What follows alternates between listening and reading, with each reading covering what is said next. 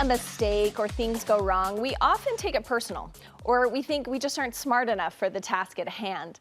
But my next guest says we all make mistakes, and rather than letting negative emotions get the best of us, it's important to learn from those setbacks. Christina Curtis is a motivation coach and author who has helped world-class entrepreneurs and Olympic athletes reach their goals. And she joins me today to share 3 techniques to rapidly rebound from a setback. Hi, Christina. Thanks for joining us. Thanks. Great to be here. So none of us enjoys challenges and setbacks, but you believe we can always learn from them and become better because of them. Yeah, I mean, setbacks are part of the process to success. I often think people think in binary ways, right? There's success, and then there's little daily failures and big failures. And the reality is we have to fail our way to success because each failure points out adjustments we have to make. I think about it like sports. If someone's playing tennis and they're on the court and it's Wimbledon and the pressure's on and they hit the ball into the net, they can't just get into their head the way that we often do when there's a setback like that. It's like, okay, great. Let me step back. What do I need to adjust? And get back in the game right away. Yes, totally. And you have 3 techniques for us today to help us not only overcome those setbacks, but thrive. So the first one, to rewire your defense mechanisms. Yeah, well, we have to recognize all of us, whenever a setback happens, we make something going wrong mean there's something wrong with us. And that's natural. It's actually just hardwired in. Security system saying, hey, look out, something's at risk here. And so instead of listening to that self-doubt, we have to refocus on the actual task at hand. How do we actually rewire our defense mechanisms? Consistency and practice. So every time you hit a setback, which by the way will happen likely at some level every day, right? I meant to go pick up some groceries and they were out of some particular element, or I'm in a meeting and I screw up when I'm presenting, whatever it is, take a setback, and instead of listening to the self-doubt and focusing there, which only amplifies it, shift back to the task. What do I need to do next, and how do I keep going? Yeah, because if we focus on those negative things, you said sometimes we can even manifest this with physical signs. Yeah, I find it happens for me. I get it in my stomach or my throat, or sometimes even my chest. I'm like, oh my God, the pressure's real and anxiety mounts. And we're doubting ourselves so much these days. It's like living in this hyper chamber of stress constantly. And it's actually impacting our length of lives. So we have to be really focused on not listening to that inner critic. It's just a security system. It's just going to fire, let it go, and refocus on what needs to happen next. And give us some specifics here, because if we haven't been doing this, how do we redirect that? Yeah, the first is awareness of when it's happening, because I think we think our inner critic is us. It's not you. Honestly, it's not you from a neurological perspective. It's identifying risk. Here's risk. So for me, I mean, I had a setback this morning and I literally just sat there for a second and breathed my way through the intensity, because it's a spike, right? It's like a sharp, spiky emotion. If I just keep using it to accelerate what I'm doing and keep focusing on it, it gets louder and louder and louder, instead of like, okay, let it just move through me. It takes about 90 seconds, a little longer depending on the size of the setback. But that's what pro athletes are doing. That's what some of the CEOs I work with who are presenting on big stages are doing.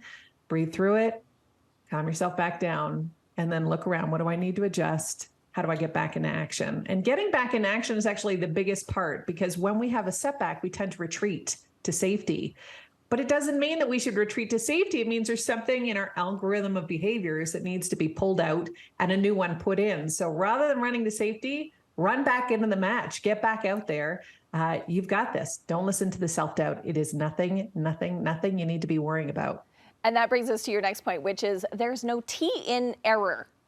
Yeah, there is no terror in error. Errors, I always think about this, because if you speak to anyone, whether it's Richard Branson or any CEO out there who is crushing it in their industry, they have errors every day. Every day. It's just part of the natural turbulence of being in life and doing business and having relationships. And so rather than making it terrifying for you to have an error, just recognize it's a natural part of our day-to-day. Expect it. That's where growth happens. And so rather than being nervous about it or anxious about it, lean in. I just had that with my husband this morning. That's the setback. It was like, gosh, we had this kiddo issue and there was some terror. It's like, gosh, what does this mean for the relationship that he and I are now at odds on an issue? And instead I just walked in and I was like, I'm going to let go of the terror for a second. Here's where I think the error was. Does that sound right? let's keep going. What do we do next? And you move through it without all the emotional baggage that can weigh us down. Yeah, and your last one kind of brings us to that because you say we need to establish a positive talk track. How do we do that? Yeah.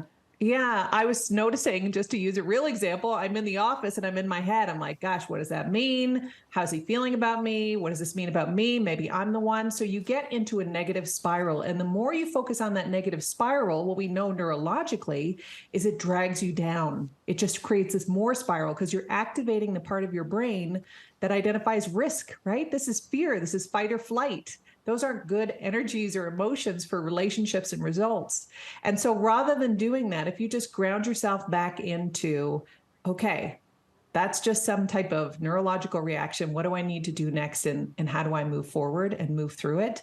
You can be a lot lighter in getting through those errors and setbacks that happen, again, every day. And really, it comes down to just being kinder to ourselves. You feel like that's really important. It's so true. It's so true. If you think about, again, some of those athletes that are out there when they make mistakes, you can tell the ones who are being really hard on themselves because they tend to lead to another error on the field, another error on the field, and you can watch it. It's like they fall apart. It's because they're up here rather than out there. And so if you just say to yourself, got it, there was an error here and I'm all good, the same way you would to a child, what do I need to learn? How do I grow? You tend to have a lot more acceptance, more compassion for yourself, and you can move much more easily through these things because you're not fighting internally, you're just engaging externally. Christina, thank you so much. Where can we find more advice and motivation from you? Sure. CurtisLeadership.com is my website. Come check me out. Or I've got my book, Choosing Greatness. Choosing Greatness is available at Amazon and Barnes & Noble. Choosing Greatness by Christina Curtis. Thanks for having me today. Thank you. Good to see you. We will post a link to Christina's website and social pages on our website, studio5.ksl.com.